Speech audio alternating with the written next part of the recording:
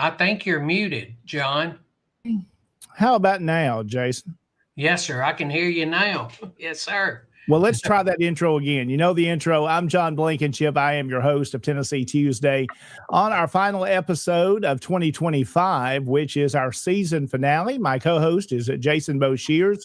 And Jason, if that's the only tech issue I've had all day, that is good because it's been a very interesting day. We're working in our library project and constructing a new children's library. So the power has been off in the building all day and on and off dealing with stuff there. It's been a creative day technology wise, but I love tech.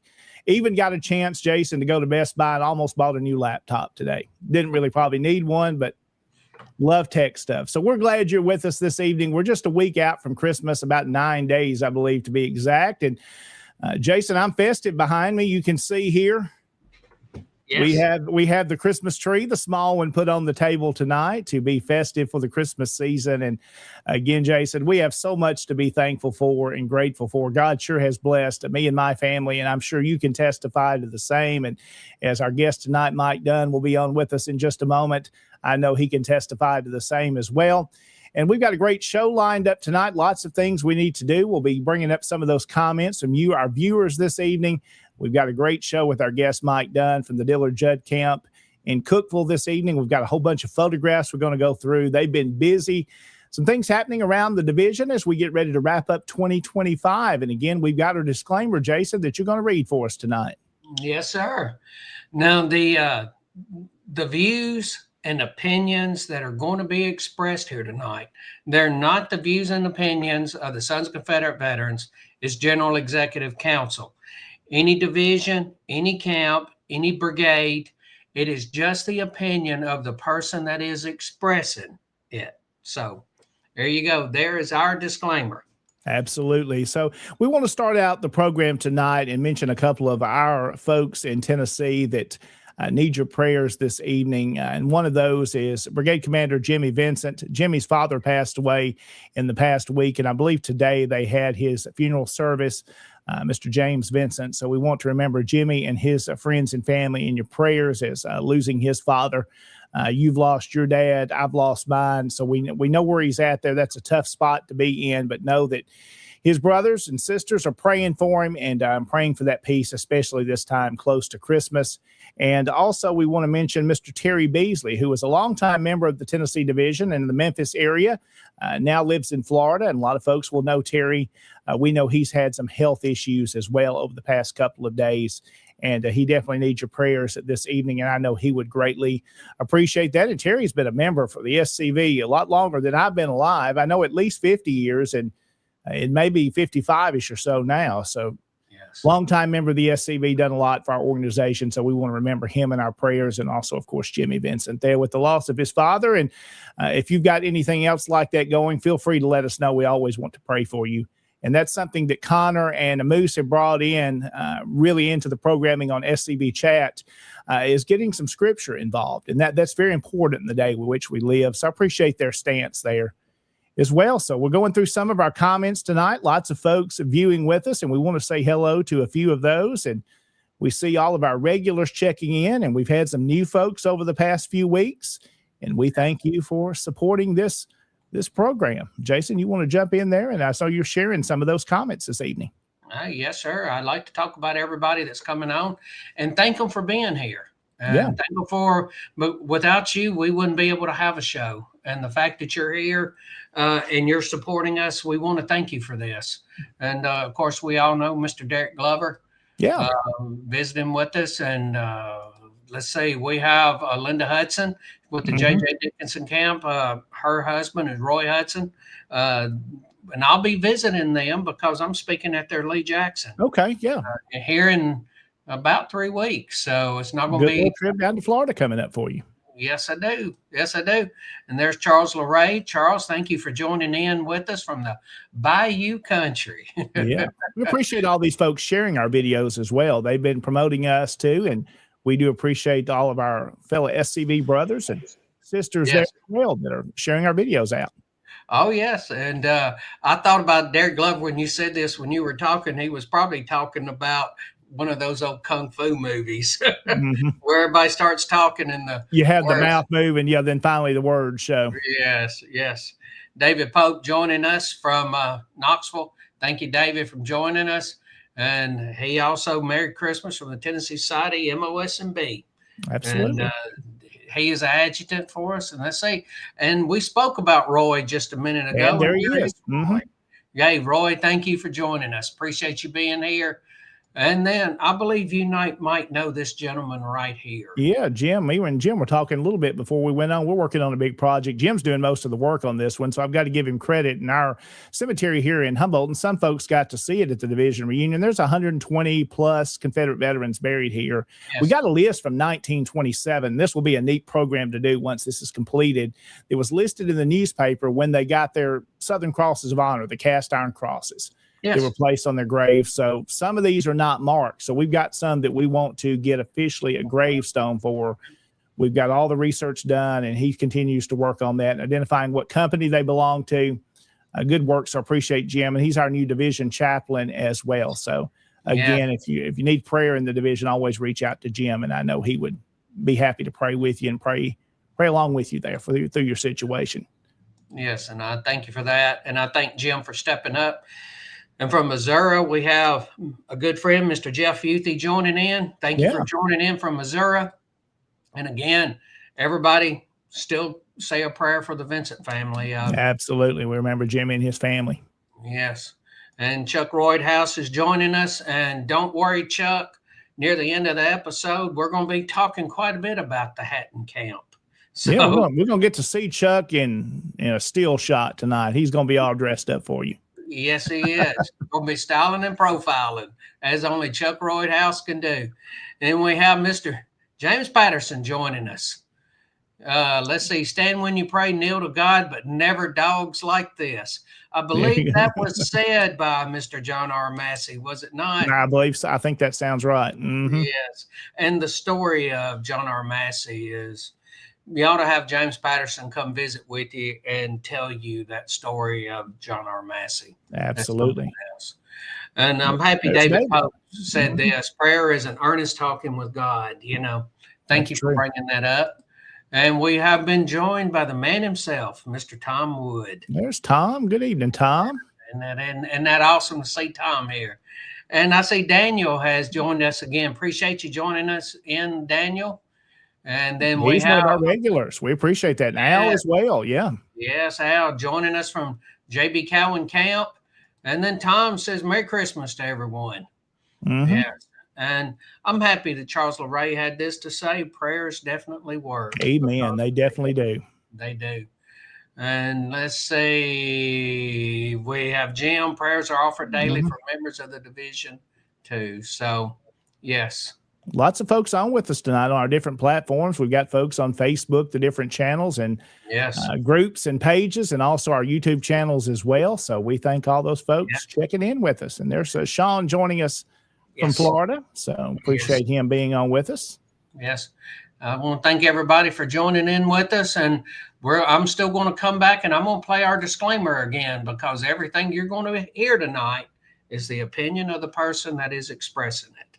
So just with that, since everybody's joined us and we've had more people come on, wanted to make sure everybody's aware of the disclaimer.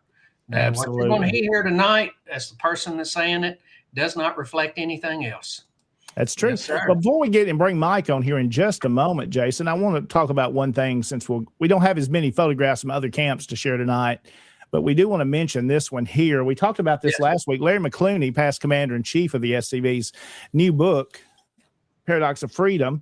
And look what, I'm going to drop this off here, and you can see, look what came in the mail this week. Yes. So we've got the brand new book. I haven't got to read it yet, so if Larry is watching tonight, I'm anxious to sit down over the holiday and read this book. Again, it's talking about black slaveholders in America. That may be a thing of shock to some folks that may see this video saying, what, that existed? Yes, it did. So that's his book that he's put together on that, a lot of research, and that's going to be a good book to sit down during the holidays to read. And again, Jason, folks can get that. They can go to his website, which I'm going to drop up there as well. Yeah. Again, which is booksbylarry.com. Mm-hmm. So you can pick up a copy of past Commander-in-Chief Larry McClooney's book there. And he didn't pay me to say that. I picked up my own copy, paid for with my own money, because I love his books. And guess what, Jason? We'll show one more thing. Look at there. It's even signed. He's even signed it. That's awesome. Looky there. Looky there. Yeah. So we appreciate Larry's efforts he does across sharing history. And he is a great historian as well and led the organization. Did a very good job. It's his time as commander-in-chief.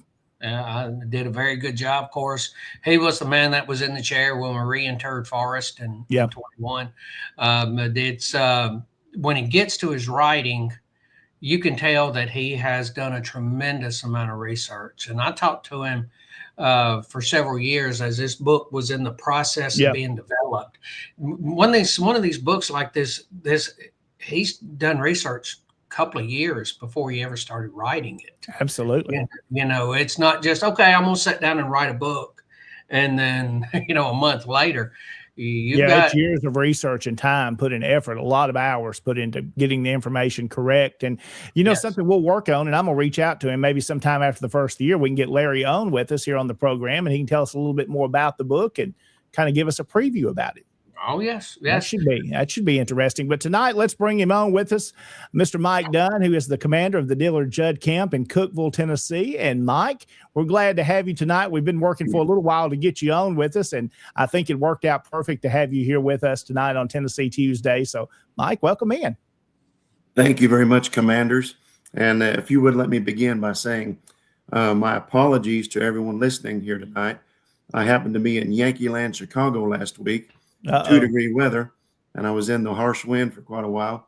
So this is the result of being around too many Yankees in the cold. This is what it'll do to your voice. So my apologies, but like I mentioned to Commander Boshears earlier today, our ancestors suffered through a lot worse. So I'm more than proud to be here tonight to share this microphone with you fine gentlemen. Well, Mike, we're glad to have you. Glad to have you here with us tonight. You're going to be going through here in just a little bit after our first break, kind of what you've done as your first year as camp commander there at the Dillard Judd Camp and some of the things the camp and you've been involved in. We've got a good slideshow tonight we'll go through, and y'all have been busy up there, and we're glad to feature some of the work that you've done there in the camp. So it's going to be a good night tonight. Thank you, sir. We've really highlighted, tonight's going to be a highlight of two of our most active camps. and that's 723, the Hatton Camp, and the camp that Mike is, the Diller Judd Camp 1828, that he is the commander of.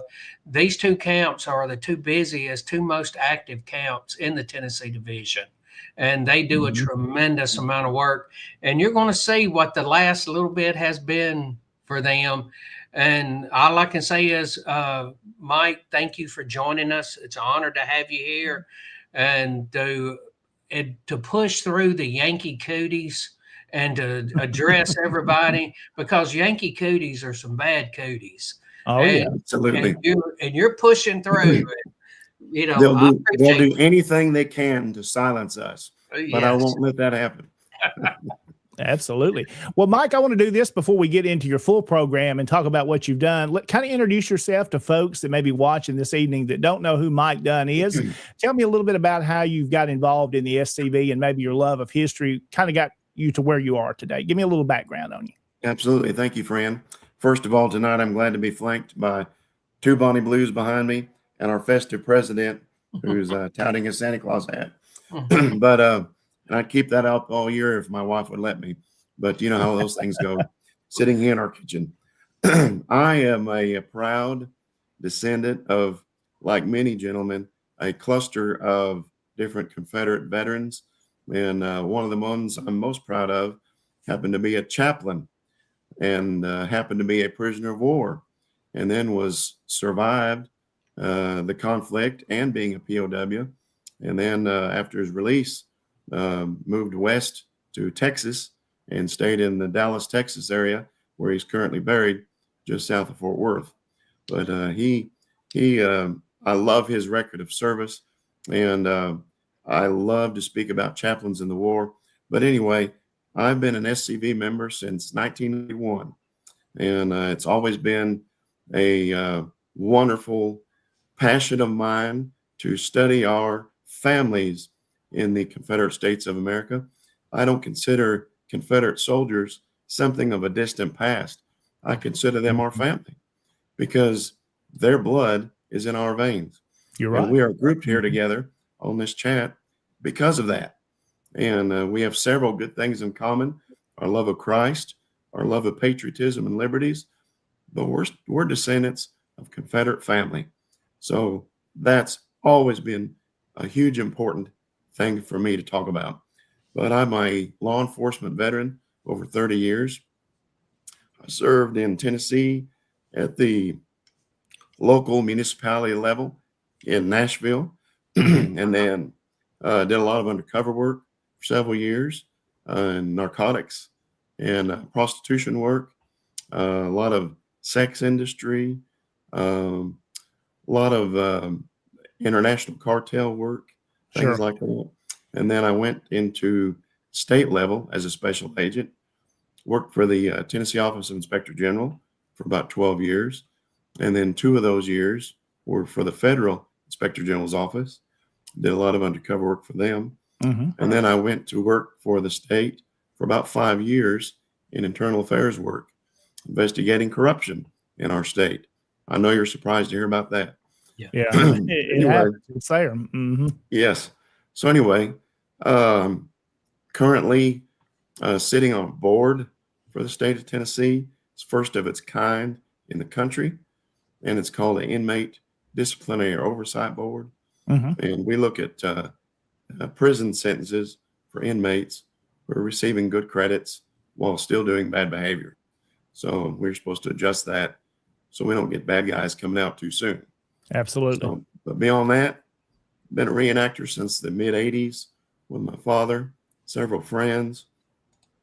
I've always loved speaking in schools on the subject of our Confederate ancestors, and like to bring a lot of light and a lot of justice to our cause. It's very important for me. I'm a proud father of 2 sons. One son is 21. My oldest, Brennan, he is an SCV member as well, proud reenactor.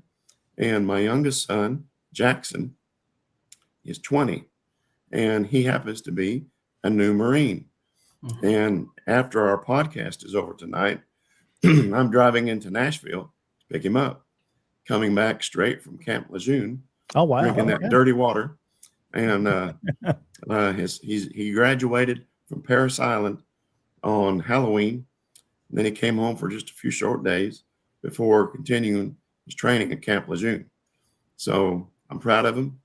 And Mr. Boshears, are you ready for pictures? Or are we going to do that after a break? We'll do that after the break. We'll go ahead and come back. And I know you've got a photograph of him you're going to want to show tonight. And yes, sir. Mike, you've been, of course, involved a long time, and you've helped, of course, in the Tennessee division. A lot of behind-the-scenes work, kind of where you've been in the special agent working behind the scenes there. You've done a lot for us in governmental affairs and been very instrumental. So we do appreciate your work in that role with the Tennessee division.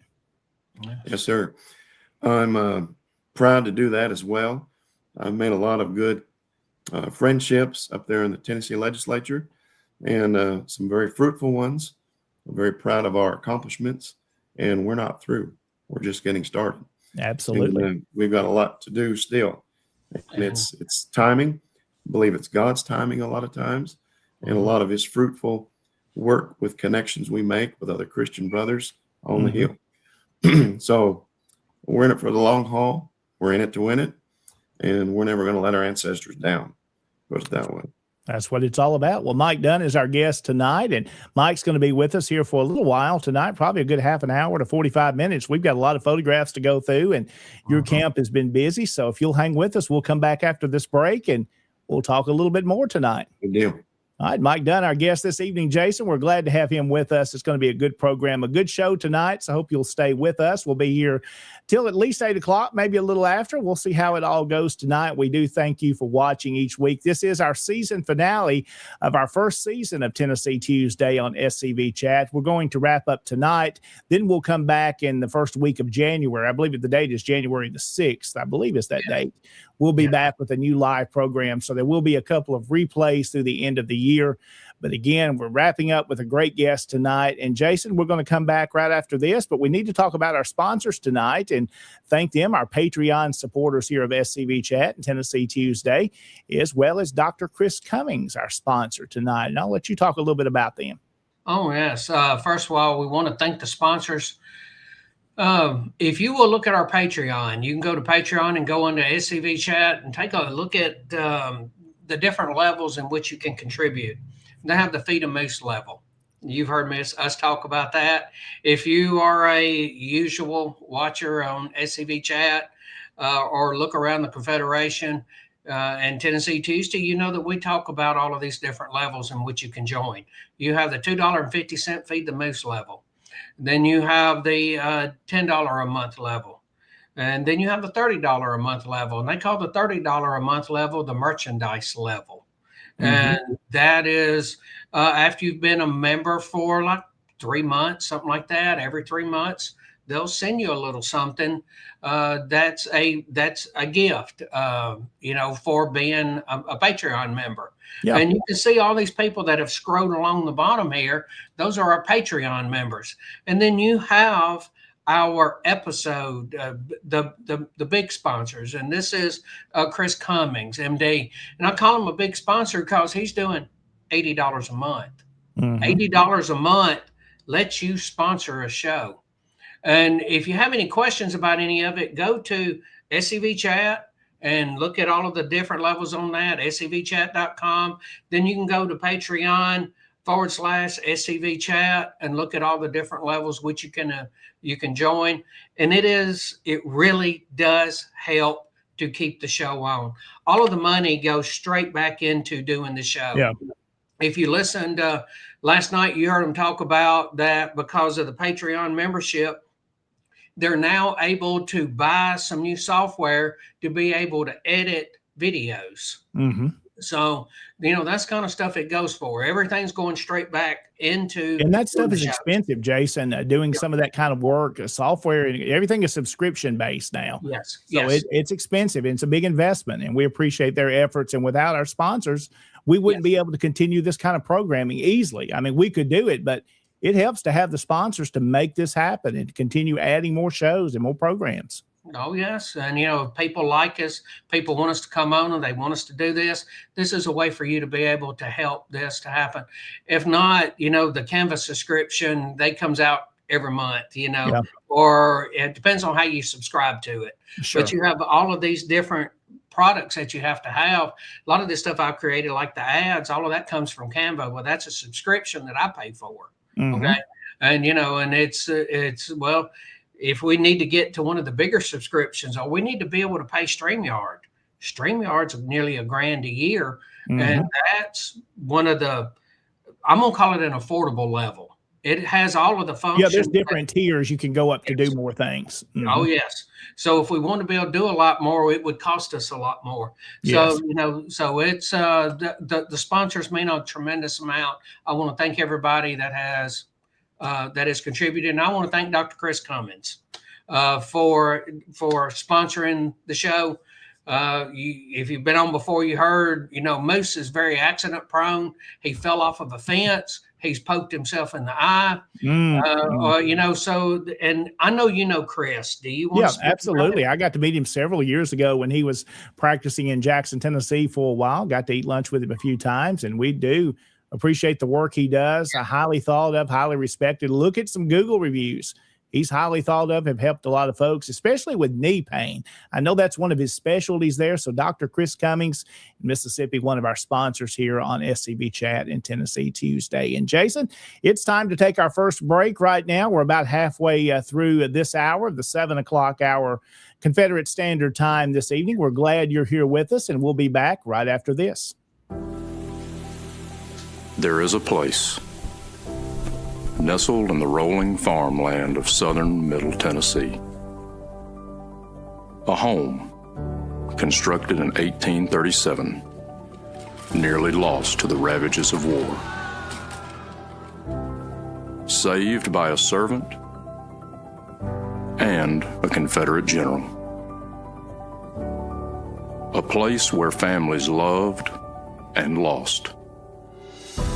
If walls could talk, what stories could be told?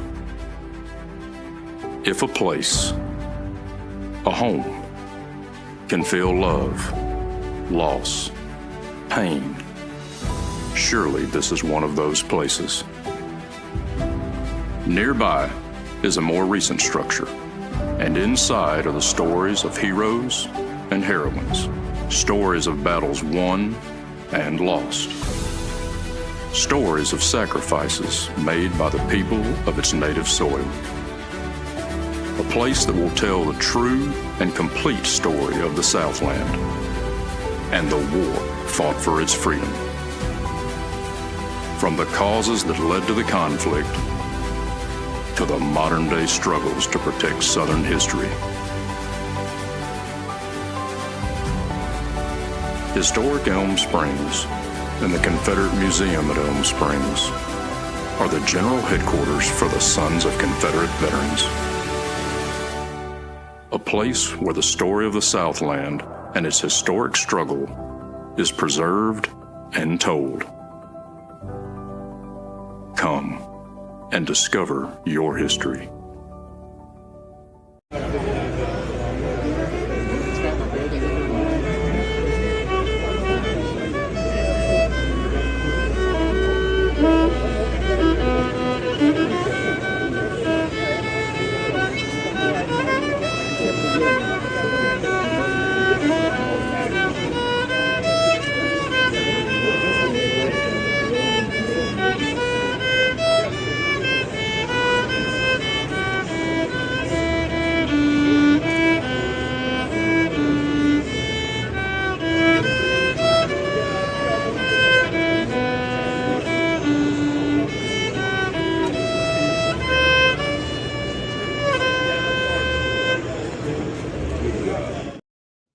And welcome back into Tennessee Tuesday on SCB Chat. Jason, you got to enjoy that young man at the Franklin Civil War Show a couple of weekends ago. I still don't know his name yet. I'm still trying to learn that. I've shared the pictures out with some friends, and I haven't been able to identify him yet. And if you know who that young man is, we'd like to recognize him on the program, and I'd like to send him something nice in the mail as well. And appreciate him honoring our ancestors And I think he did a pretty good job there. Don't you agree? And I know Mike Dunn can play. I can't play anything. I can play the radio. I can play music from a computer. But what do you think, Mike? Good young man, isn't he? I think it's a great thing to see young men playing the right song in the right place at the right time and never embarrassed to do it. He had a huge spine, and it's good to see a young man being brought up right. So glad you played that. Mm-hmm.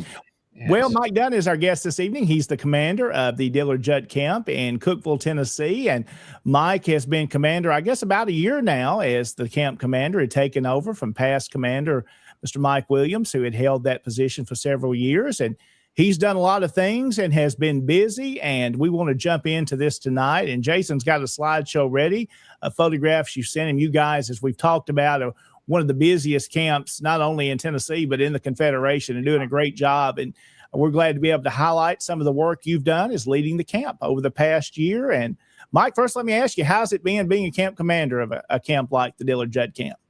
Well, I love it. And it's easy to lead people that are already trained to follow.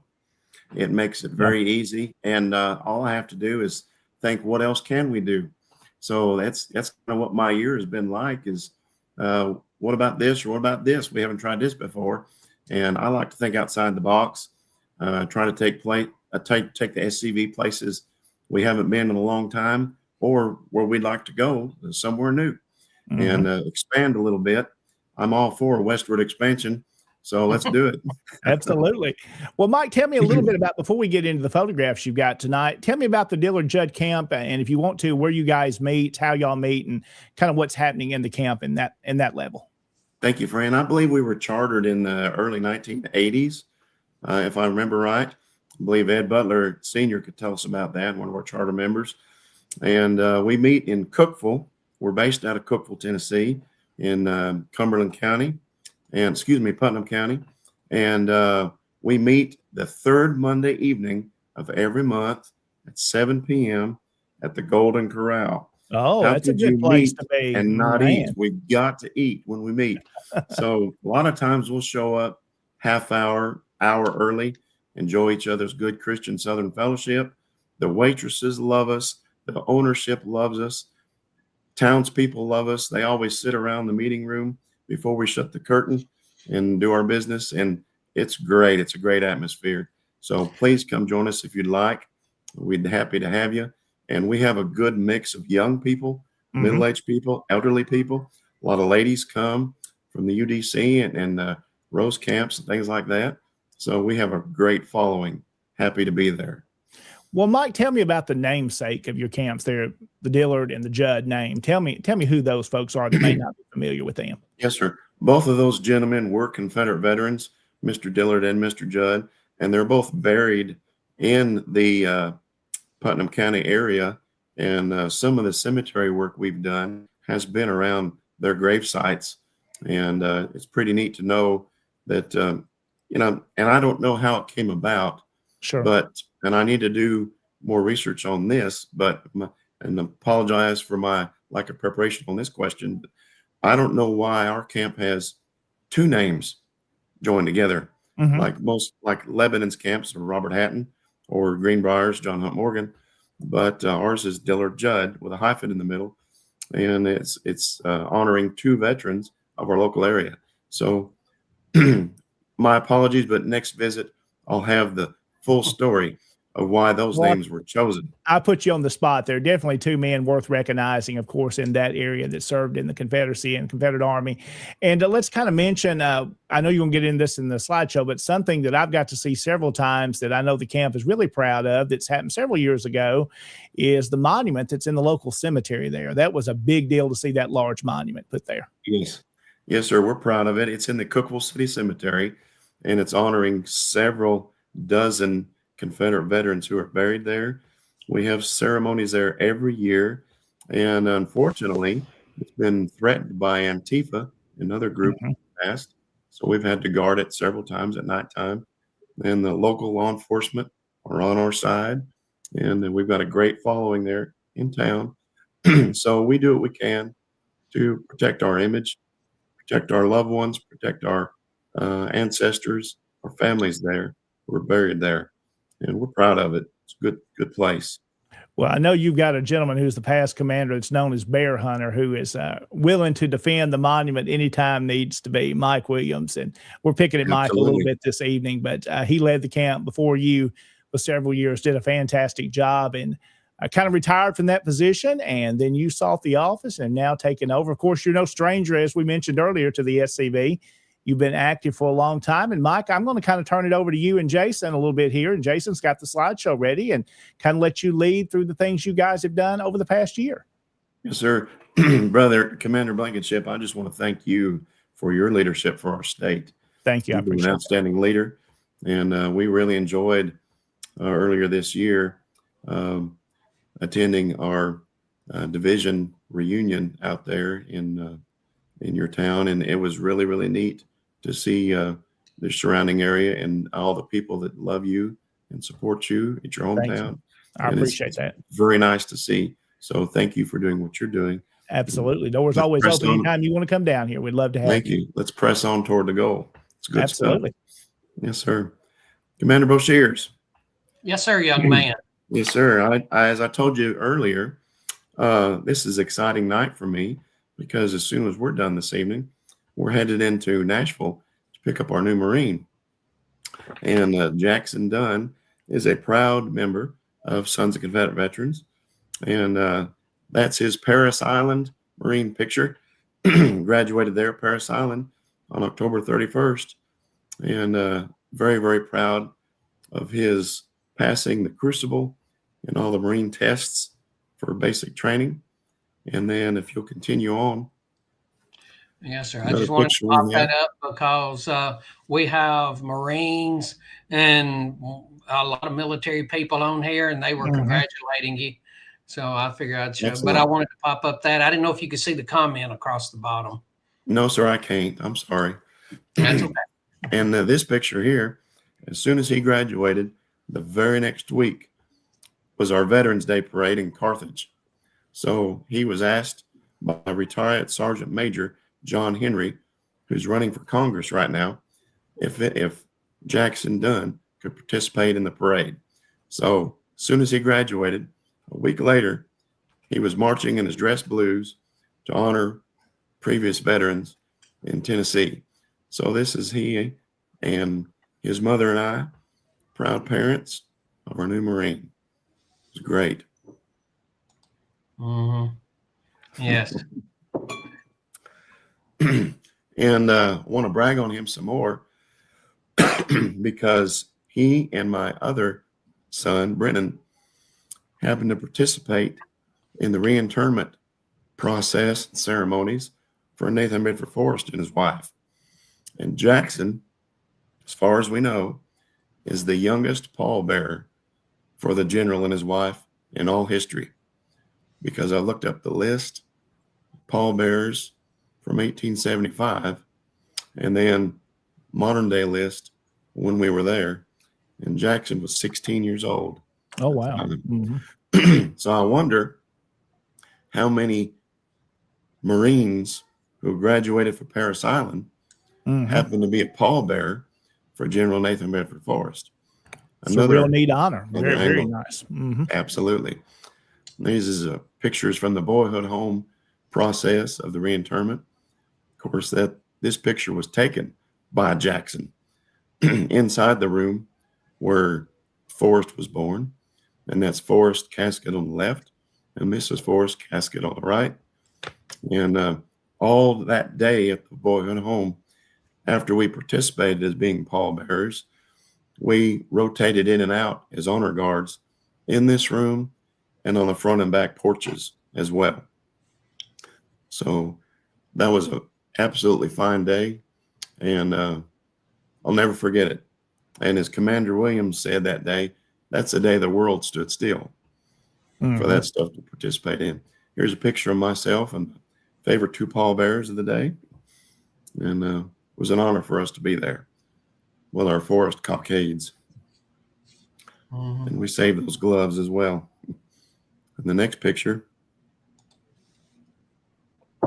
this is taken at Elm Springs the day of the funeral, I believe, Well, or maybe the day before. Wasn't he there, Yes. Commander Boshears, Friday and Saturday? Yes, he was there. He was there Friday afternoon. Yes. Okay, so this is Friday afternoon, I believe, Mhm. before the funeral on Saturday. Mhm. And this is State Senator Janice Bowling. And she's been a huge supporter of the Mhm. SCV, as you all know. And she could not wait to come out and view this caskets in the hallway. Very supportive. And Senator Pody came out that day as well. Mhm. Representative Terry Lane Weaver has been there with her husband. Mhm. Just really, really good people. And it makes me think of uh, our governor, previous governors we've had, and one of the interesting jobs that I had when I began my law enforcement career. I actually spent a couple years guarding a lady named Sarah Cannon, who was also known as Minnie Pearl, and she used to live next to the governor's mansion on Curtiswood Lane. And she told me that her father was a child during the Battle of Franklin, grew up in Franklin, and he remembered the horrible things the Yankee Army did to their town and the aftermath of the war in the town, how their home became a hospital, several things of horror that the town had to endure. And then I asked Minnie Pearl one day, as I was speaking with her, I said, Minnie, what's some of your favorite movies? And we were going through movies of the 30s and the 40s. I said, what about Gone with the Wind? And she turned pretty stoic and stern, and I never seen her have that reaction before. Mhm. And I said, Minnie, don't you like Gone with the Wind? She said, no, I don't like that one at all. And Hmm. it threw me back because, it's a fantastic, Yeah. epic picture, award winning. And I said, Minnie, why don't you like Gone with the Wind? She said, because we didn't win. And she was serious. She was serious Mhm. I like because it that. affected her family. Yeah. And that's the only time I've seen her serious besides talking about the Lord in a Sure. positive way. So I'll never forget that. And I always think of her when I think about politics because of where she used to live. Mm. Mm-mm-mm. And then you had Oh, this picture at Elm Springs. yes. This was taken about 2 or 3 in the morning as we were rotating shifts. And I remember you didn't sleep at all that night, did you, Commander Boshears? No, sir, I didn't. And I could tell a story about you. If you must. Well, or I might wait till another time. Now, if you'd like, please go ahead. Because it happened about this time of the night. Yes, it did. The I was walking guard, had walked all the way around the property and making sure everything was okay. And I come inside the house and it was, I'm guessing around 2:20 to 2:30 in the morning. And I come in through the kitchen door. And when I come through the kitchen door, as I started into the main hallway of the house, I heard a fiddle playing. Okay. Now this is 2:30 in the morning. I'm going, well, this is going to be magical. So what I did was I went up the kids' staircase, circled back around and looked down. Mike Dunn's standing playing violin for Nathan Bedford Forrest and his wife. And it was a Christian hymn. You're going to have to forgive me. I can't remember the name. You've told me the name. Do you remember the hymns you were playing? Yes, sir. I played Near My God to Thee that evening. Mhm. I played on Jordan Stormy Banks. And then I I finished remember with that Dixie. one. Yeah. And then I finished with Dixie. Okay. I remember those other two, but because I heard them, but the first one, yeah, thank you for telling me that again. Yes. I'm Yes, sure sir. that gave you chill bumps coming in there, hearing that in the nighttime and the quiet. Yes, it was. Okay, this is going to be really good or really bad, because you didn't know what you were going to walk into. Mhm. Yes, and according to the people that were on the grounds, the spirits really liked the music. I have heard several reports since then that the spirits really liked when y'all were playing. Good deal. Well, had to do what I could to pay tribute to those Yes. wonderful people. There They were earned it. people. There were people upstairs in the house, and they said during the time that you were playing, the spirits were quite happy, Wow. quite happy, quite active. Well, thank you. It was just an honor for me to be there and do that Yeah. for our general. So I was happy for that. Yes. So anyway, if you want to continue on with the pictures, Yes, so I sir, don't we take up two of your shows. I'm sorry, but one of our best things that can happen to any camp is swearing in new members because we want our organization to grow. So we've had about 9 or 10 new members this year, and these are just a couple photographs of happily signing in some new members. And always try to use our chaplain Dobbs there, and that's at the Cookville Golden Corral. That's our meeting room, and always happy to have our camp colors on hand as well. And then if you'll advance again, next picture, another member, and he was proud to find an ancestor of Italian descent and ancestry, and that's reproduction of the Italian uniform he would have worn in service of the Confederacy in Louisiana. So that's good old brother Joe Nicosia, and he does wonderful things for the SCV. And of course, that's Ed Butler's back to the camera because he was a friend of Ed's. And Ed got after David Daniels for years. Find this man an ancestor, and David did. So we're very proud of the fact that David Daniels did all that work to get this man in our ranks, because it's nice when they crave to be with us. Yes. For causes. And then I believe the next picture you have is our latest member, Perry Hartman. And Brother Perry is excited to launch an idea he's had about honoring our SCV chaplains.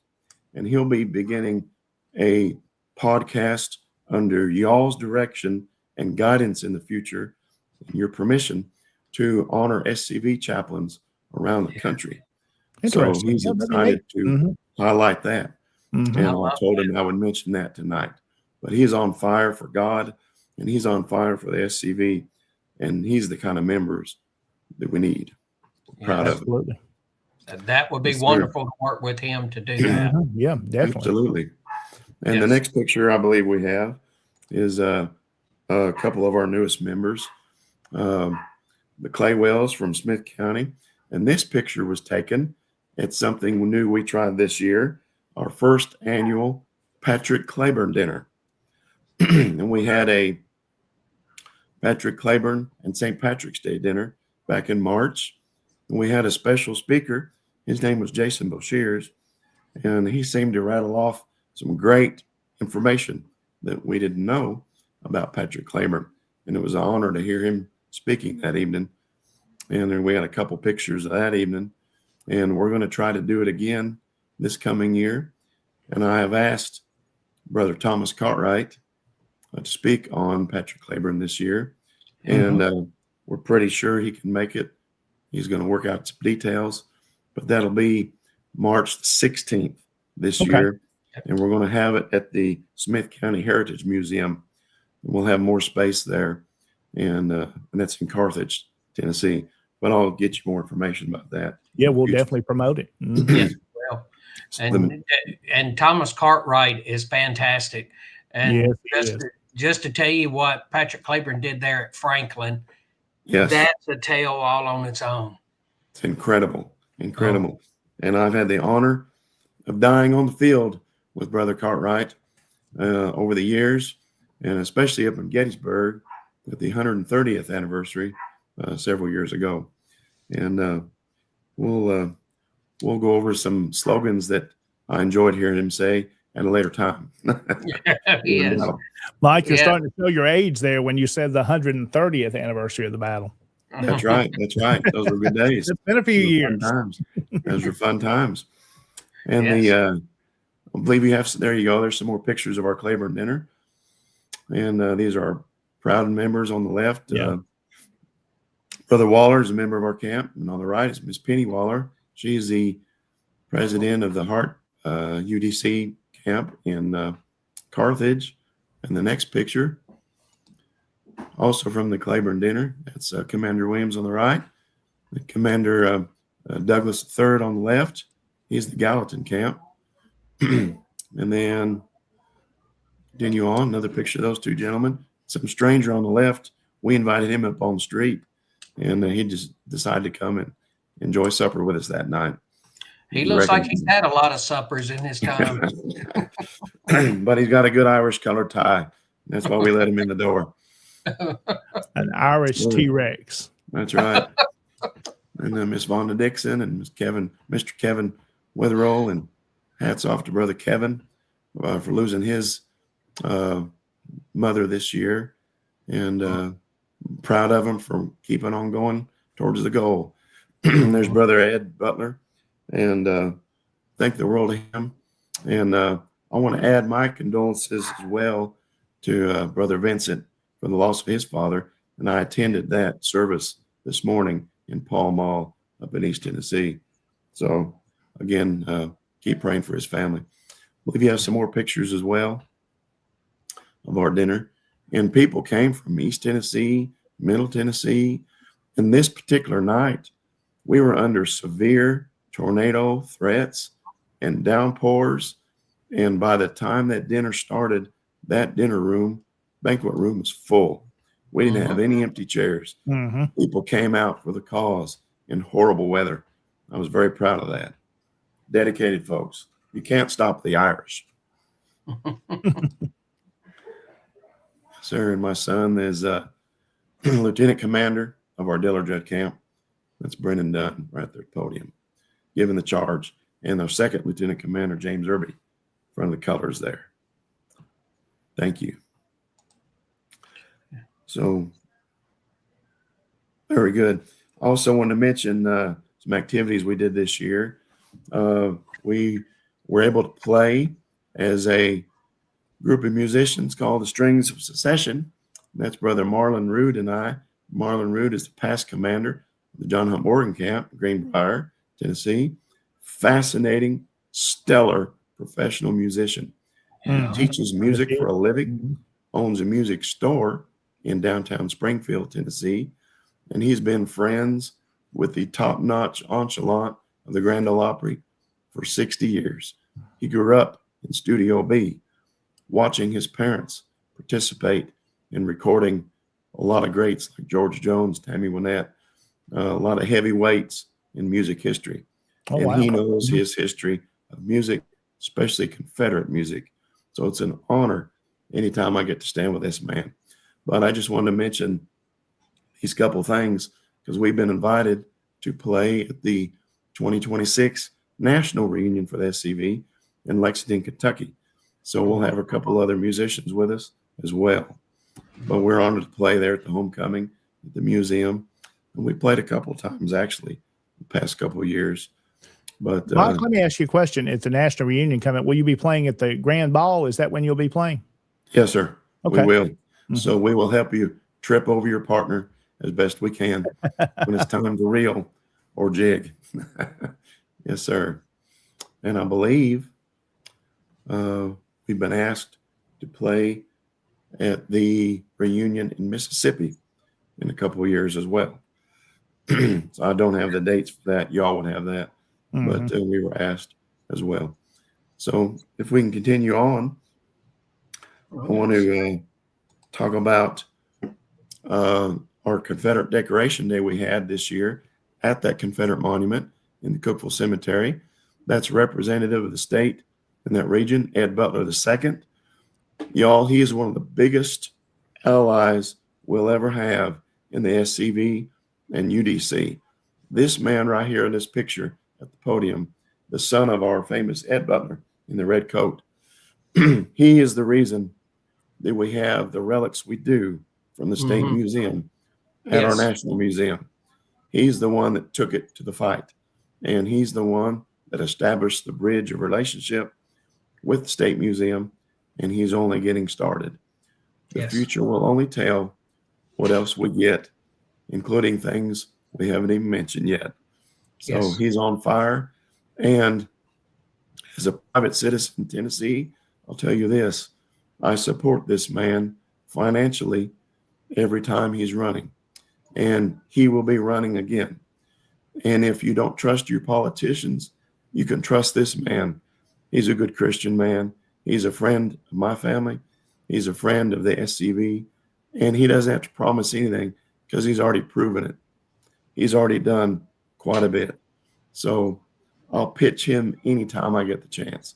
But session begins the second week of January, and he'll hit the ground running. He always does. And if you ever get the chance to go up on the hill, please stop by and visit him. He loves to visit with people, especially our people.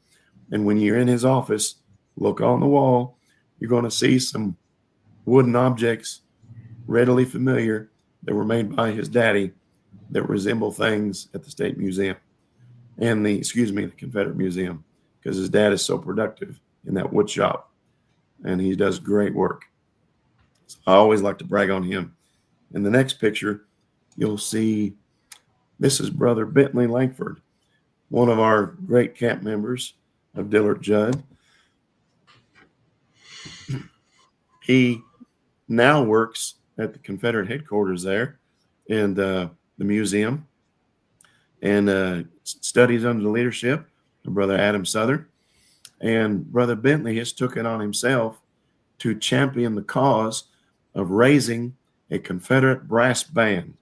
And he's put out the word, if you know anyone who's be willing to gather up and play Southern Confederate music on antique horns, he wants to put a band together that can play for SCV official events at headquarters, Elm Springs, wherever we need them. So I want to pitch him tonight because he's a great guy and he's willing to do the work. Yes. I don't know who that guy is, but if you take that picture and stick it in your cornmeal, like Porter Wagner used to say, rats will bring back corn they stole 7 or 8 years ago. But anyway, that's our good monument there in Cookeville. There's a lot of work put into it by Ed Butler, David Daniels, guys of that era, Dr. Sam Barnes, and they're proud of it. And like I said, we've got dozens of Confederate ancestors buried there, and we have a good time honoring them every year. This is another thing we did for the first time this year. Our SCV camp participated in the Smith County Fair. This is the hometown, Carthage, of Vice President Al Gore, and we're honored to pitch an SCV tent in the middle of that fair. And we had a lot of good time making these banners for the first time. That one you could see, and in the next picture, I believe you'll see one. That's another one, but one more picture. You could see, a banner across the front of the table as well. And those banners we had made by 5 Star Vinyl in Cookeville, and that vinyl store is owned by Mr. Jones, a lifetime SCV member from Florida. And he wanted me to mention not about his business, but his love for the SCV, and he will take care of our own. So that's an example of the work he'll do for your camp. And of course, that young gentleman there, Mr. Wyatt Claywell, also one of our camp members, he was one with his dad that was sworn in at our Claiborne dinner. We're proud of Wyatt because he's graduated from Smith County High School, and now he works in the Near Storm mine just outside of Knoxville. So his business is going in the hole every day. Yeah.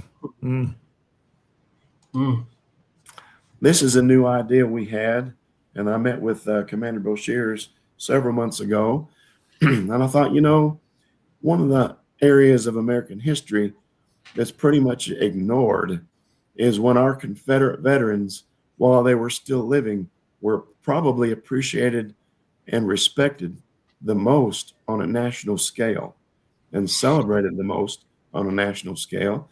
And that's the period of the teens and 20s and 30s where a lot of the reunions were happening. A lot of the monuments went up. And in fact, our Confederate veterans were invited to the White House on numerous occasions and in parades in Washington, D.C., and they had their battle flags returned to them by U.S. presidents. So why aren't we, in my opinion, reenacting this period? So we did a little photo op just to see what would happen. This is back in July. We had a couple of our senior camp members and another camp commander, Mr. Jack Looper, joined us because they've got the gray whiskers showing. We put them in a Model T. It's a 1919 touring car that a gentleman, a friend, loaned us for the afternoon for pictures. This is at the Coffee County Courthouse. And of course, we were joined by my two sons who dressed in 1920s attire, myself in 20s attire, and Miss Vonda Dixon representing the UDC in the 1920s. And as we stood there and took pictures, people came out of the woodwork from downtown Manchester to have their pictures made with us. And y'all, there are 6 Confederate flags in this picture. And there were 6 Confederate flags flying that day, and people loved it. It's a wonderful, wonderful tool for education. People love the car. They love the ladies. They love the older gentlemen. They're used to seeing us in reenactment gear. But when they see this picture, they're not used to it. What are they doing? That looks cool. That looks neat. And kids, elderly people, everybody came up, wanted their pictures made. So we thought about it.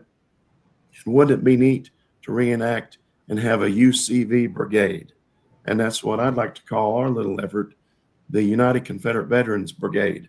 And it can highlight the heyday of the UDC ladies and all their efforts to appreciate the sacrifice of our veterans and all the pennies that were raised through bake sales and cotillions to raise our monuments and take care of these gentlemen in the soldiers' homes. So that said, we continued on. Another little angle from the photo op. Doesn't that look great? I mean, it's just classic. And then the next picture,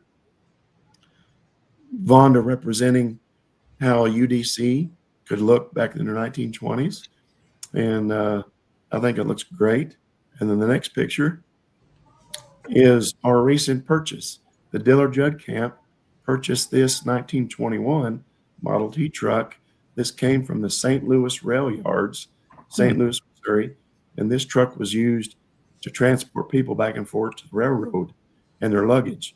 So it's all original.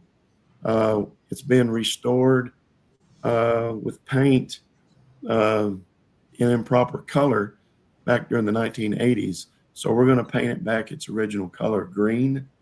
And of course the body was black, but it's all original other than that.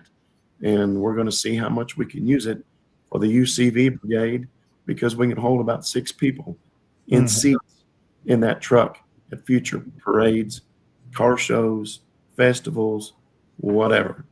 And it's going to be a great tool. What year is that again, Mike? It's a 1921 Model T truck. Very neat. And it's got electric start or the crank in the front. And it's a 104-year-old vehicle. Drives great. What's its top speed, Mike? How fast will it go? I haven't tried it yet. I'm more worried about capacity than speed, because we want to use it for parades. But it's what's neat about this model. It's got 2 natural electric lights in the front, but it's also got 2 oil lamps in the front underneath the windshield, and 1 oil lamp in the back with red glass. And the wicks are still there, and they operate great. We've already lit them up, and they look wonderful. So we can't wait to use it this coming year. And we hope we can convince other SCV groups to form their own UCV brigade. And this is really going to help with our elderly camp members who can't reenact anymore, can't walk much anymore. They can sit and ride in a Model T and wave a Confederate flag, and people will cheer and clap.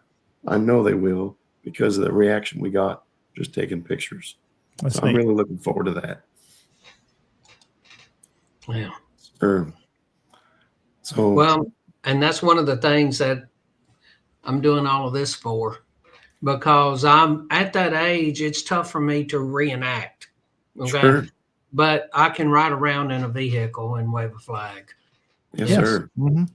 That's what Fun all of this stuff. is. Father Well, you Time know, is doing this. You that's know, right. That's right. Jason, I thought you dyed that gray. you thought I died at I Gray? thought No. you dyed it gray just for this. How did you know? Is it that obvious? Yeah, it's obvious. Yeah, very Yes, neat. sir. Mike. I got called Santa Claus today. I saw somebody I retired with. First thing Mhm. you did was just say, "Well, look at you, Santa Claus." That's funny. That's funny. Yes. Now, thank you for bringing this picture up. Another thing our camp did this year, well, we purchased this new artillery piece. It's new to us, but it's a 3-inch bore Parrott field gun. And this is a picture of our former commander and former Highland Brigade commander, Mike Williams, firing the piece at an annual shoot that he does, JWB, John Wilkes Booth shoot, that he does at his house every July. And he had a good time with it. And we've nicknamed this artillery piece the Doctor, because our two big contributors were Dr. Barnes and Dr. McKinney, some of our charter members. And so we want to highlight the doctor that we have that can issue the proper prescription to any Northern combatant at any time. And this latest image here was at the Champ Ferguson birthday celebration only a couple of weeks ago. We were honored to take the doctor there and sound him off to help celebrate Captain Ferguson. Yes. And the next picture will be the signs of correct aiming by that artillery piece. Lieutenant Commander Brennan Dunn aimed that artillery piece, and when Commander Williams fired it, it was direct hit. And you can see the caricature of the enemy combatant we were shooting at, and hit him square in the face. It was a good shot. So not bad at all for a 3-inch projectile some ways away. So good aiming. And the next picture, if you can show it, this is Dr. McKinney. Like I said, he was a major contributor. He has moved away from Tennessee to be with his family in Alaska. So we're counting on him to be our first Confederate Eskimo and possibly start a new SCV camp outside of Anchorage, Alaska. So neat, would that be something up there? So yes, sir. If you continue on, Commander Boshears, we were happy the fact that when Dr. McKinney left, he could not drive through Canada with firearms. So he donated a lot of his firearms to some of his friends, and he donated 3 rifles specifically to our camp. I decided, I had a meeting with him privately, and he agreed that we should honor camp members who've really paved the way before us doing SCV things. So we have 3 members in our camp who are previous commanders, not only of our camp, but elsewhere. So I had commemorative plates attached to these weapons before we presented them to these honorable SCV members. This one here, this Kentucky rifle, was given to Commander Ed Butler. And the next picture, this 3-band infield rifle presentation model, 58 caliber, was given to Commander Mike Mitchell, who's a former brigade commander in Florida, also a Graves and Monuments director for the SCV, passed. And then Commander Williams in the middle, holding his 4570, his favorite bear hunting rifle, also donated by Dr. McKinney. And that's there. You know you're meeting in a good place when they let you carry in Confederate flags and rifles to eat at the Golden Corral. And that's Mike Williams' commemorative rifle. So anytime you're going to have some of Mike Williams' famous bear stew in the future, know that it was this gun that delivered in the long run to get you that stew. That's I call nice. it 4570 stew, what we're going to call it. Yes, sir. Was another thing we did with Thought Outside the Box is my wife and I used to be youth leaders at a church years ago, and we always took our youth group Christmas caroling, especially to seniors who had trouble getting out. I thought, why don't we do that with our SCV camp? So for the first time, we did Confederate Christmas caroling, and we went to 2 homes that evening. This is Ed Butler's home in Cookeville, and this is Sam Barnes' home in Cookeville. And that evening, Sam Barnes had 3 other doctors at his home playing checkers.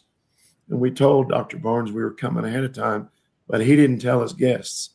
So they were in the back parlor playing their game, and we walked up with candles outside, and they couldn't really see but a bunch of soldiers in gaslight looking appearance, and it kind of spooked them for a second until they realized we were there to Christmas carol.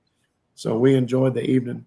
And if I could recommend this to any other SCV camp, please do this. There's no overhead cost besides getting together, buying little candles if you want, maybe putting some sheets of music together. And it's great bonding time. It's great appreciation for older camp members, older seniors in the neighborhood. You could do church families, civic groups, whatever. But this is a great representation of who our SCV people can be. And the next picture, something we were proud to do, we corrected this famous song and we changed it to, we wish you a Southern Christmas and a Dixie New Year. And good tidings we bring to your SCV. Good tidings for Christmas and a Dixie New Year. So we had fun singing that at both houses we went to. And I recommend stealing that if you'd like to sing it as much as you want. Next, one of the things we were proud of is participating with the UDC in the Carthage Christmas Parade on this UDC float. And I believe the float was entitled Coming Home from the Front. And it was a scene of a living room, and Miss Penny Waller and her husband, Mr. Waller, seated in the chairs, and a soldier, who happened to be William Douglas III, was returning home from the front. And of course, we just joined the float and stood in the back of it. And all these Confederates on this float, and I had a speaker on the float constantly playing Dixie and Bonnie Blue Flag during the duration of the parade. This float took third of the competition of the dozens of floats in the parade. So we're proud that we presented the UDC and the SCV properly that night. We had a good time doing it. People loved it. It was great. It was a great time. I could encourage all the SCV camps to enter a float in your Christmas parade. It's great. And I know a lot of people do. So it was really good. And if you ever see this guy around your neighborhood, just look out. I've seen him on the back of a milk carton before, but he'll do what he can to make you laugh better when his voice isn't so scratchy. But Jason asked me for a picture. Excuse me, Commander Boshears asked me for a picture. I'm Jason. So I sent this to him to scare away the lukewarm SCV people that didn't want to really get under the surface tonight, because we're serious about what we do. So anyway, that's me in a cup of tea right there. But that's how I dressed for the Christmas parade. Loved it. And that's a Dirty Billy hat. I had him custom designed, and I stole the decoration on the side of the hat from my Christmas tree when my wife wasn't looking. So, but I'm always proud to tote my Nathan Bedford Forrest cockade from my participation in the internment. It's a wonderful, wonderful time. So thanks for letting me go through all those pictures. Yeah. I love highlighting what our people can do. I love thinking of new things that we can do, and new places we can serve. A lot of it doesn't cost much, but when it, like, of course, our Model T and our artillery piece, things like that, we were fortunate to have very giving people that want to see things stretch to the next mile. And but it's so nice to be able to fellowship with good Southern Brotherhood, good Christian men. And I always do my best to highlight our relationship with Christ every single SCV meeting that we have or get together. And like the other night, we had what we call a sons and daughters Christmas dinner, because our SCV merged with the local UDC for the Christmas dinner this past Friday evening. And we had it at the Smith County Heritage Center. And one of the things I began with was how many people have ever been to a birthday party where people sang songs but ignored the birthday boy, and they just sang songs about weather and ate. We're not going to do that. We're going to sing about the birthday boy, and we're going to give credit to Jesus Christ for being the reason for the season. So I made sure I read from the Christmas story from Luke chapter 2, and we sang Christmas hymns, and we had a lot of prayer that night, and it was great to fellowship Southern style about our Lord and Savior Jesus Christ. Can't do that enough. You can't. You can't. Exactly. You're right. And I'm happy to know that y'all do that, and I'm thrilled to see Christ and religion and prayer and all of that playing such a vital part in what the Sons of Confederate Veterans does. It has always been this way, and now it seems like it's just ramped up even more so now than I have seen it in years. Yes. And even though it's always been there, understand it's always been there, but it just seems to have ramped up. We get more compliments inside the museum on the wall. Now, people like the guns and all of that, but you start talking about everything that they have on the wall, it's the religious revival. Yes. And, and you thank Charles Jennings for that. Chaplain Jennings, I love that man. He's a fantastic man. And, but the reason why all of this has come to the forefront and it gets talked about. And I got asked about it one time by somebody who wasn't from the South.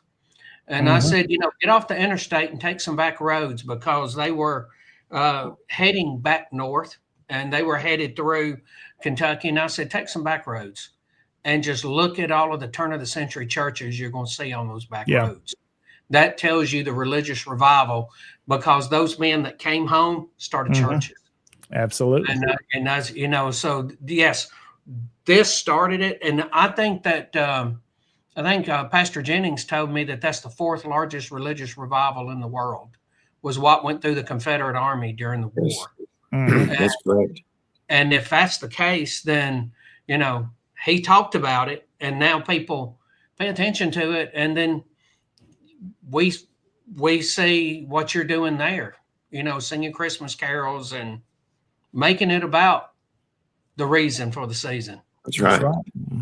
What I like to remind people is the same God that made Moses great, the same God that made Robert E. Lee great, the same God that made Stonewall Jackson great, is the same God we serve today. Yes. And he can do great things through us if we let him. If we surrender our will to his will, and if we do his will, it's wonderful. Absolutely wonderful. And I can't wait to see what he can do through us in 2026. If you can remember to continue to pray for Pastor Charles Jennings, because he had a little health scare a few weeks back in Oklahoma, and he's on the mend. I believe it's a heart condition, and he's a great man, viciously on fire for God. And if you've never seen his YouTube special, Revivals in the Southern Armies, it's great. And the sad thing about that is a lot of the main players in that YouTube special have passed away. But I'm so thankful that he was able to interview them before they left. A lot of great Confederate Christian knowledge he was able to capture. It's good stuff. Absolutely. Yes. Well, Mike, it's been fantastic. I don't want to cut y'all short. as we get ready to wrap up this segment. We've got a few other things we've got to talk about tonight, Mike. I know I'm putting you on the spot and you're probably not prepared. Did you bring your fiddle tonight to play anything, or am I putting you on the spot? My fiddle is in the other room. I played it this morning for Mr. Vincent's funeral. I've got my mandolin right over here. Would you want to play us? Would you want to play us a little something into the break here? Would you like me to prepare real quick while you're discussing something else? Yeah, we'll take this break, and that'll give you a chance to get ready there, and maybe coming out of the break, have you play us a little something. How about that? I'd be honored. Thank you. Fantastic. Great.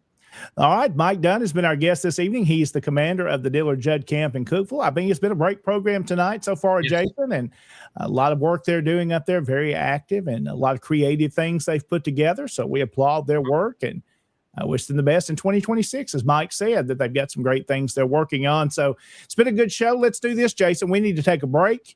We'll come back, and then Mike's going to play a little bit for us there, a little song or so, and we'll talk about some other things happening across the Tennessee division. We'll be right back on SCV Chat and Tennessee Tuesday on this Tuesday evening. When my mother was in college, she danced with Confederate veterans.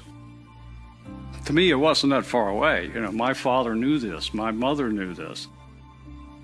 Almost 50 years ago, I joined the Sons of Confederate Veterans.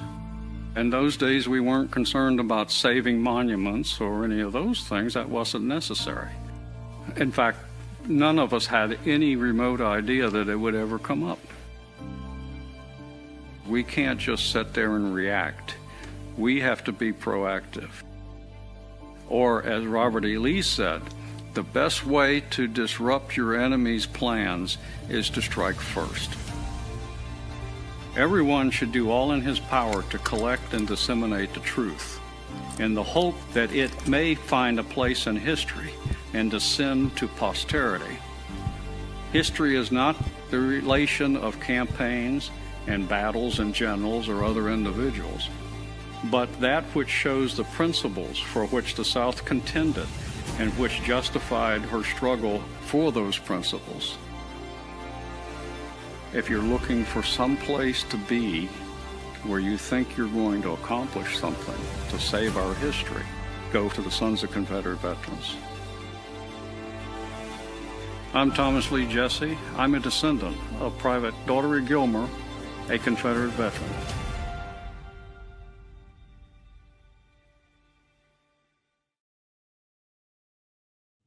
And welcome back into Tennessee Tuesday on SCV Chat. I'm your host, John Blankenship, joined by my co-host, Jason Boshiers. And Jason, it's been a great program so far tonight. And as Mike gets ready there, we'll give him just a moment to get set up and get ready. He's going to play us a little something here in a moment. But let's go ahead and mention our upcoming shows that are on SCV Chat. Besides Tennessee Tuesday, you hear each Tuesday evening. We do want to mention this is our final live program for 2025. Is season number 1. Hard to believe, Jason, we've done what, 16 shows now, or 15 shows? 15 shows, yes. Wow. It's flown by. It's been great. We've had some great guests, some great programs, and we do thank you for watching. We couldn't do it without you here and your support of this program and all the other programs you hear on SCV Chat. One of those, of course, is the program you heard last night on Monday evening that you hear each week with Connor and Moose.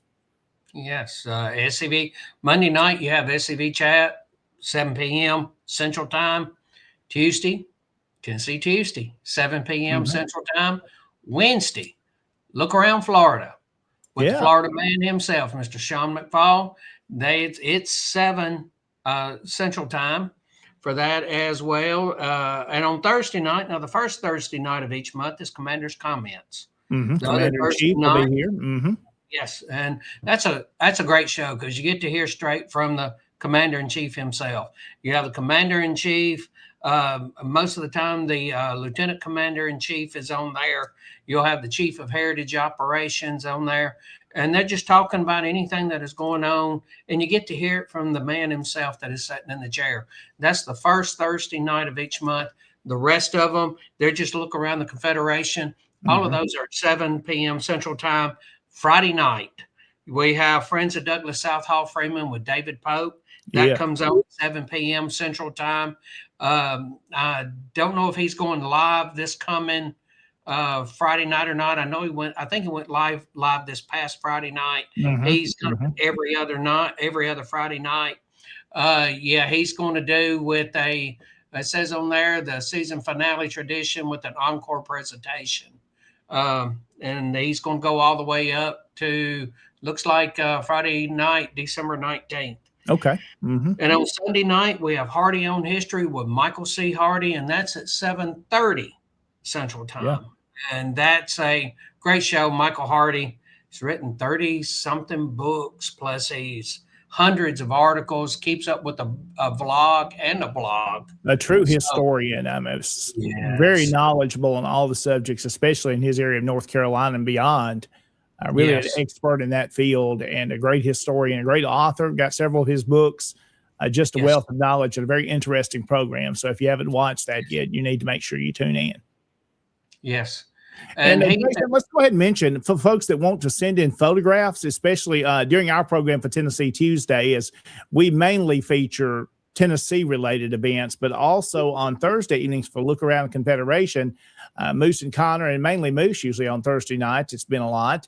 scvyouth@gmail.com. So if your camp has an activity or brigade division, send those photographs with an explanation of what's in that photograph, and they'd like to feature some of your events that have happened and upcoming events as well. So make sure you send that in to scvyouth@gmail.com, and they can get those included in on the program. And I know Moose, and we're the same way. The earlier you can get those to him, the better. So it gets him time to get them in the system here and get them ready to show on Thursday. Yes. And it's tough when you are at, you're starting at 7 and it's 6:30 and people are just now sending you stuff. It takes a little bit to get everything prepared to be uploaded to the StreamYard to be able to do it, especially if you send in a bunch of information. And I see that we have Mr. Mike Dunn. He's ready to play us a little something. I put him on the spot tonight, and I appreciate him accommodating us for this tonight. And I know he likes to play, super talented. And Mike, kind of intro, what you going to play for us tonight? I've grabbed my mandolin. I had it sitting over here in the kitchen, and I love Christmas music on string instruments. So I'm going to give you just a couple quick Christmas numbers. Yeah. I like to play every Christmas. And unfortunately, I don't play this instrument as much as I should or like to. So anyway, this is Merry Christmas from the Diller Judd Camp in Cookeville, Tennessee, out to all the SCV members, UDC members, members of our groups that do all we can through the year to champion the cause of our wonderful Confederate ancestry who fought for Christian liberties, home and firesides. Merry Christmas to y'all.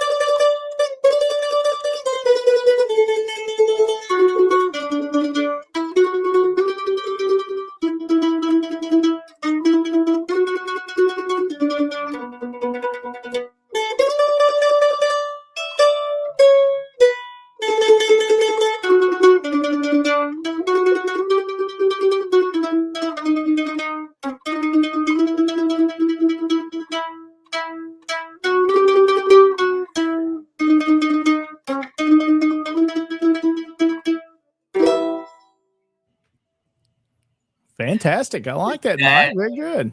That's awesome. And I want to show this before you leave. Linda Hudson, looking forward to this part of the show. Not often we get a musical interlude. So you have made some people happy. So, and she also had this to say: one of the best shows yet. We appreciate that, Linda. That's super Yeah. kind of her. And anytime y'all gentlemen need, I'll play you an offertory so you can raise some money. Absolutely.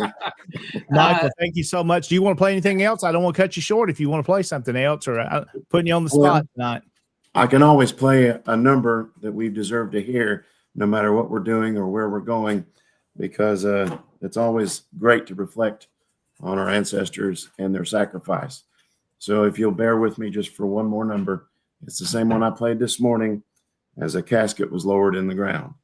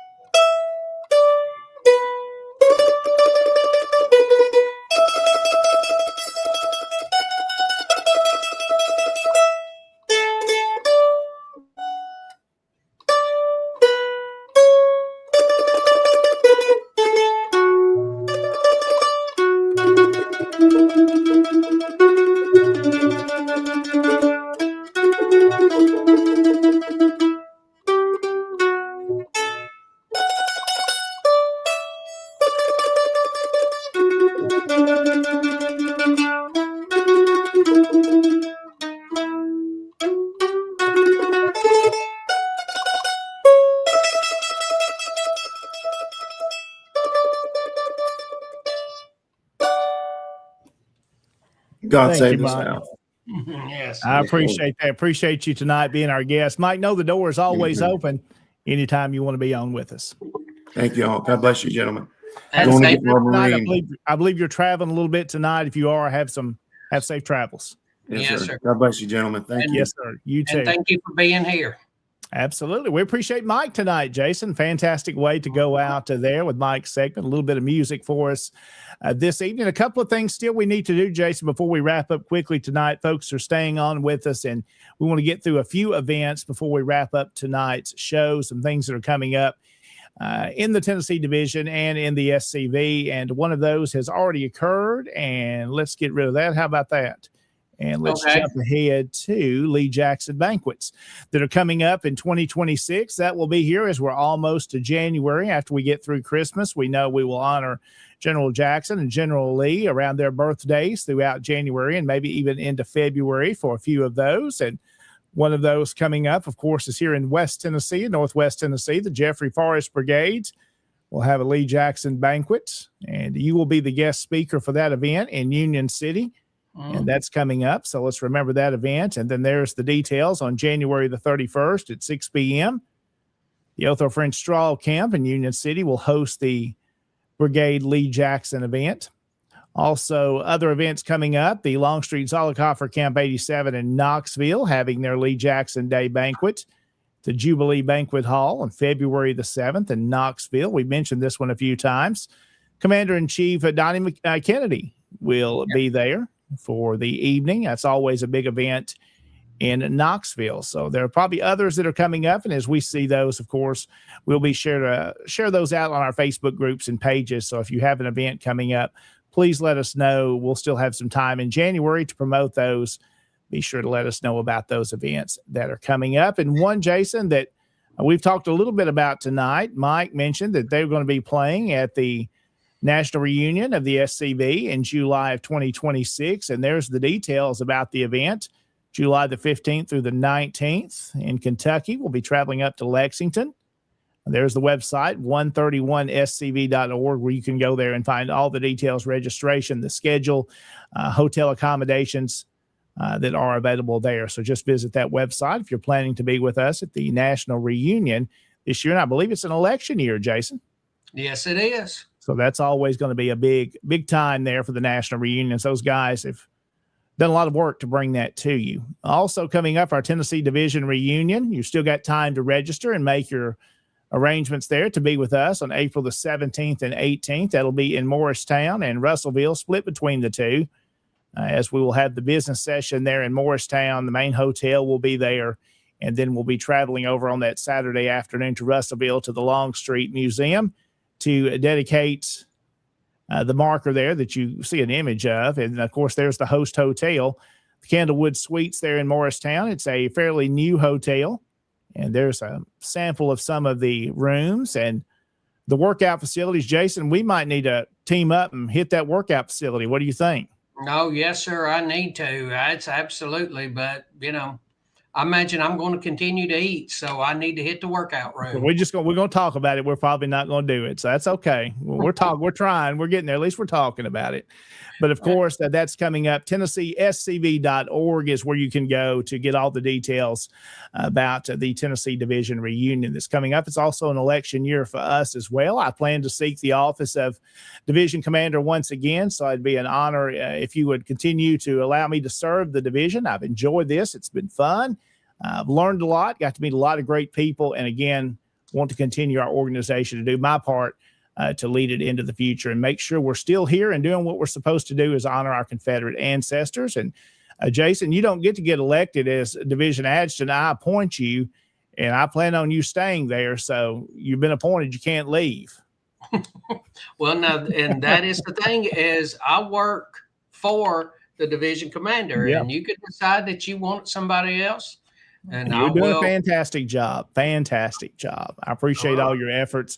Again, Jason, and any other adjutants from camp level to divisions, do understand that is a big job, especially if you have a large camp or a division. It's a lot of work to keep that up with and keep it right. And something I know you'd probably want to encourage our camps this evening, not only in the division, but nationally as well. 990 is something you should be thinking about if you haven't already done so. It was due yesterday. Yeah, that's why I'm saying. It was actually due December 15th. Mm-hmm. It's 5 months after the end of the year. So after of our fiscal year. Yep. So you have until December 15th to do your 990, and you have to do a 990. Yeah. Every camp has an EIN. Mm-hmm. You have to do a 990. I don't care if you don't have a checking account, you have no money, you Absolutely. have nothing like that. You still have to do a 990. Still do it.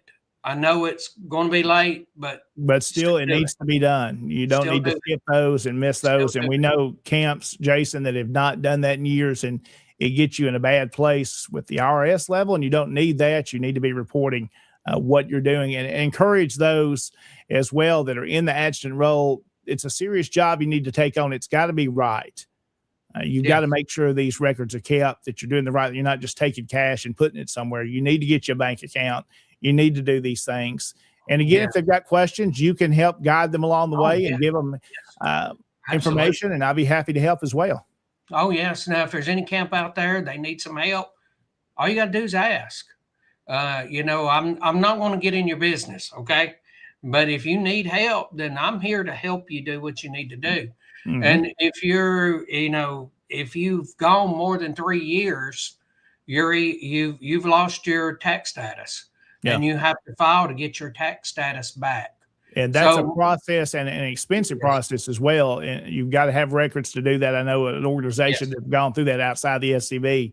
It's a lot of work. So keep up with that. It doesn't take long to do a 990 at all. No, sir. You can get online, do one. They call it a 990N or an e-postcard. You can just click on one thing. You have it in just a few minutes, and it's over with. You don't have to worry about it.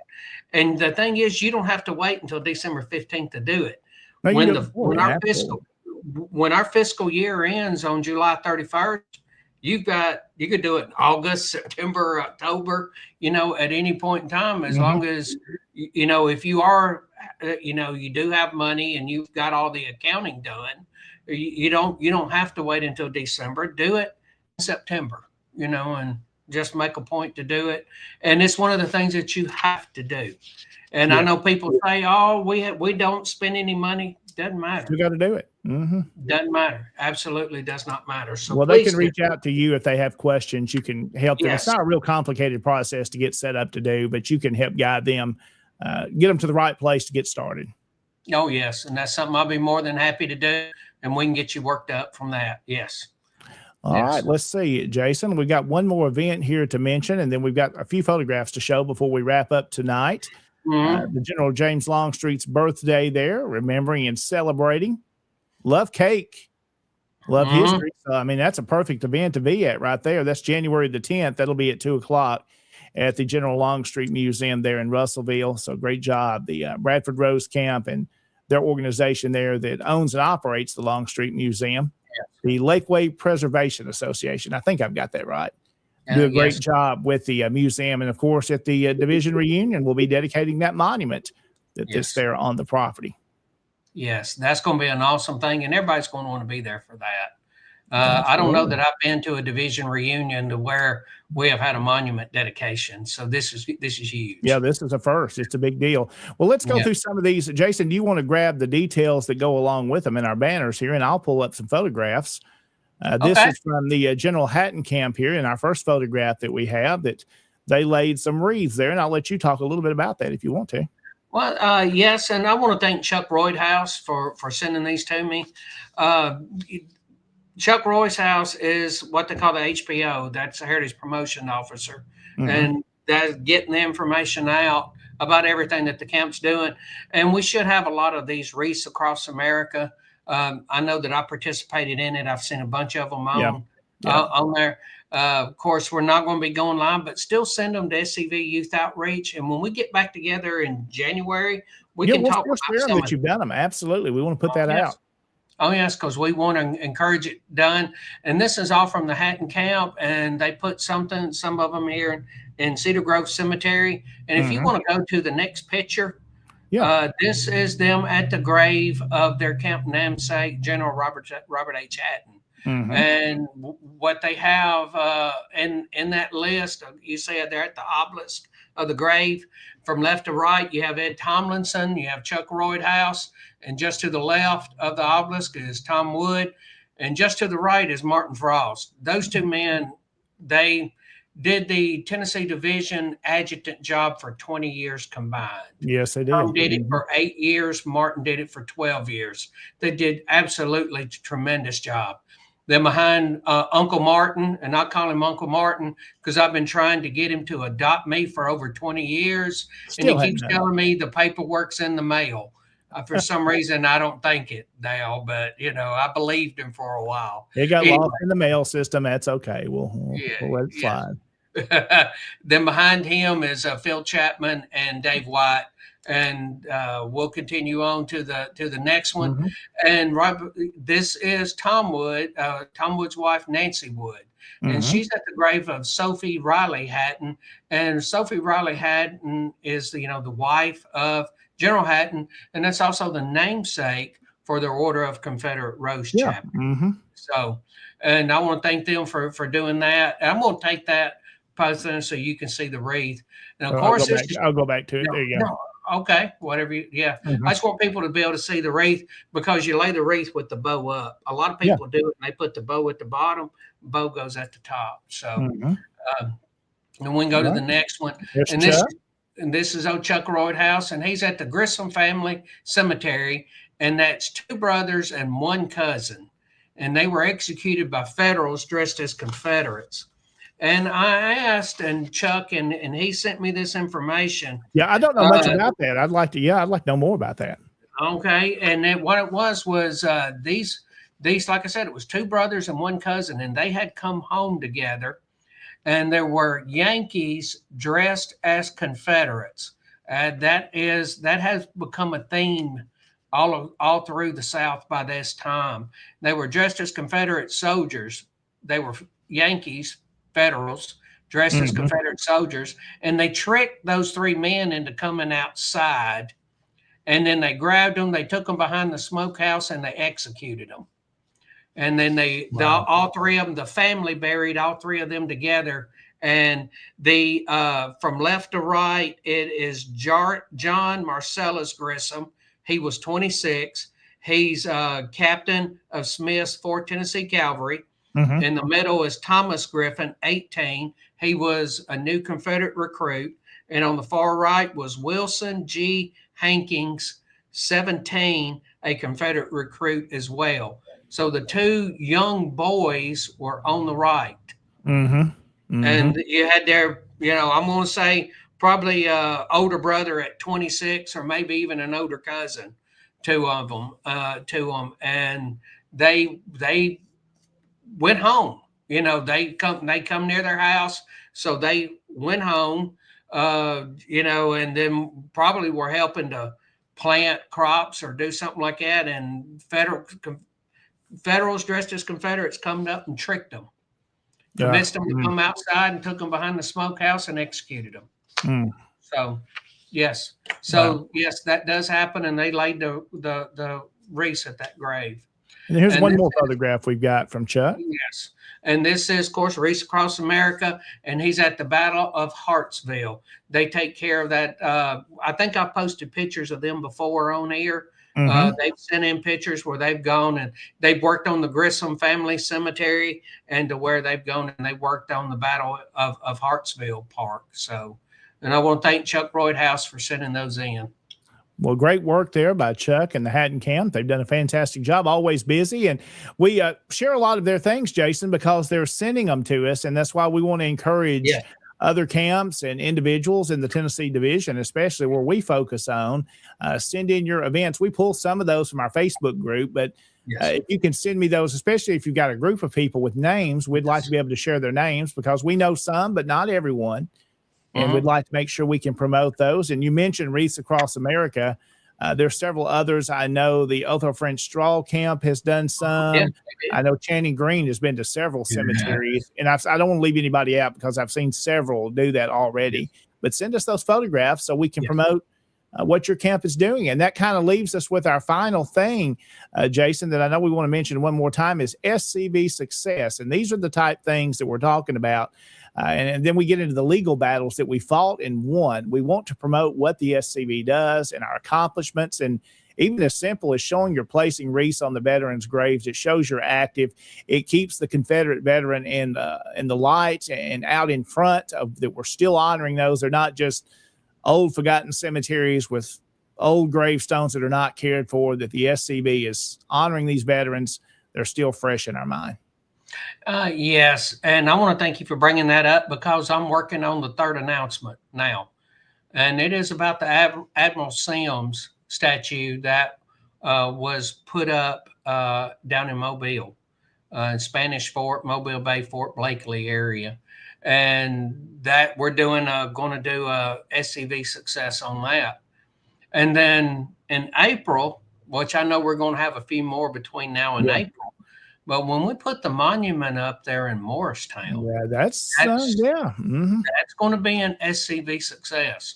And you want to be there for that, because that's going to be one of those pictures that's you want to be in, you want to probably frame and hang up. That's like when we came to Humboldt Fire Division reunion, we had to get a picture in front of the monument with everybody there. This is another one of those special occasions that you want to be there at. You want to see this happen. These larger monuments, we put up the small grave memorials and smaller monuments, but a large monument like this doesn't happen every day. No, so it's an honor to be able to be a part of it and see it happen. Oh, yes. And just like Admiral Sims, well, just like Jacksonville, just like Admiral Sims, just like what's going to be happening there in Russellville at the Longstreet Museum. Those are all SCV successes. And if you have one, send that information. Send it to scvyouthOutreach@gmail.com. Or you can send it to the SCV success at scv.org. Yeah. And I'll get it, and I'll start promoting it and getting it out there and get an announcement about it. Absolutely. Because we do have these wins. We have to promote them. And, just going out there, okay, we had a win. As I wrote at the bottom, this is a W in the column for the good guys. It is, yeah. Exactly. It's a W. Right. It's a W in the win column for the good guys, and we're the good guys. And so the good guys, well, we're not going to brag. We're not going to brag. We're not going to brag. Well,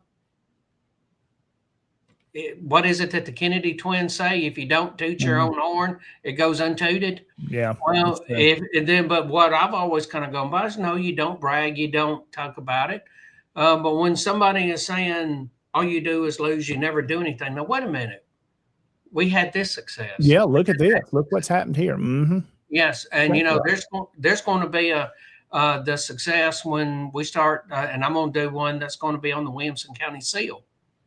And then I'm going to do one that's going to be on the park in Nashville in Centennial Park, where we had that. See, that's going to be 2 victories I'm going to talk about from Tennessee. Then you have the one that Jordy and the guys are going to be doing at that reunion.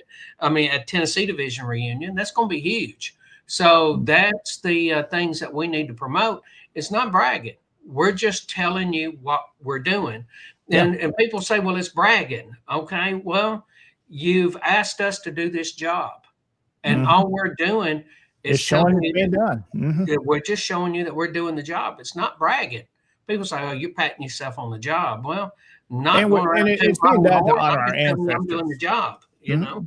It's being done to honor our ancestors, and we're just showing that we're honoring them and recognizing them. Ultimately, like we said, they are the success. That's what the success is honoring the Confederate soldier, and that's what we're recognizing. And that's a perfect way to put it. It's, when the organization wins, the Confederate veterans themselves win. Yeah. And that's the reason why that we want to promote these successes, because we want people to know our organization, and we're doing good things, and we're doing the right things. Yes. And we're having success. And it's just that simple, because we want people to be proud of us.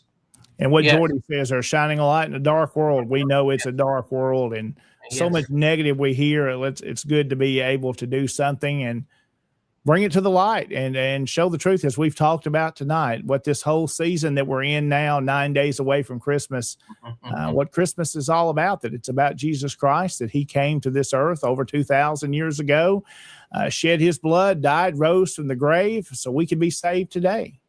His blood. So it's what it's all about. I don't know of any better way to finish the show. Yeah. John, that was a mic drop. Okay.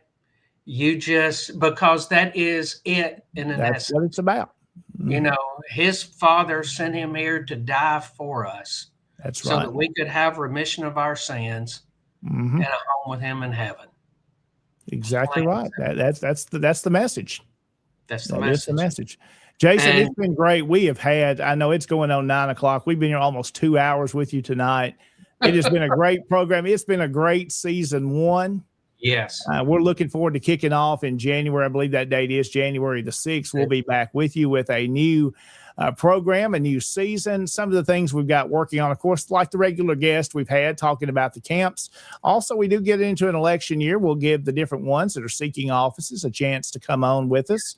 We might get some more music. I know that went well with Mike tonight. We have to always be careful with music. Stuff like that we can get away with, but copyrighted music, that can always get a little funny. So we'll have some more special guests like that. And if you're interested in being a part of this program, you're from Tennessee, especially, reach out to me or Jason. We'd love to try to schedule you and get you on. Something we say in our disclaimer, Jason, this program we're not making this controversial anyway.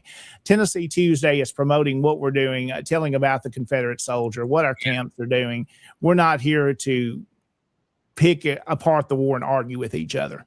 We're here to promote what we do and our successes, as we've talked about. And of course, be honorable in what we do. And there's other places for that, and that's taken care of at other places. And we're here to promote the great things and ready for Christmas. So that's about all I can say tonight, Jason. It's been a good year so far. It really has. And I want to thank everybody that's joined us over these first 15, 16 episodes. I think it is 15 episodes. It might be 16. I can't remember. I think it's 16. I think that's wrong I think it is 16. You think it is 16? Okay. So we've had 16 episodes. I want to thank everybody for joining us. Thank you, because you've made this possible. If you didn't show up, we couldn't do the show. Yeah. And we thank you for showing up. We appreciate you. Want to wish everybody a very Merry Christmas, Happy New Year. enjoy your family, enjoy the people that you're around, and, let's get ready to work on 2026. It'll be here. It's almost And here.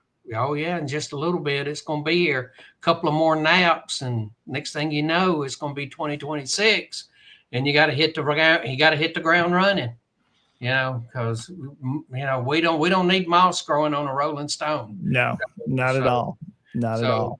And I want to thank you, John. You've been an excellent gentleman to work with. I have enjoyed working with you. This has been fun. And I'm looking forward to 2026. And everybody, y'all have a Merry Christmas, Happy New Year's, and we'll see you January 6th. We'll see you next year. Have a great Christmas, everybody. God bless you.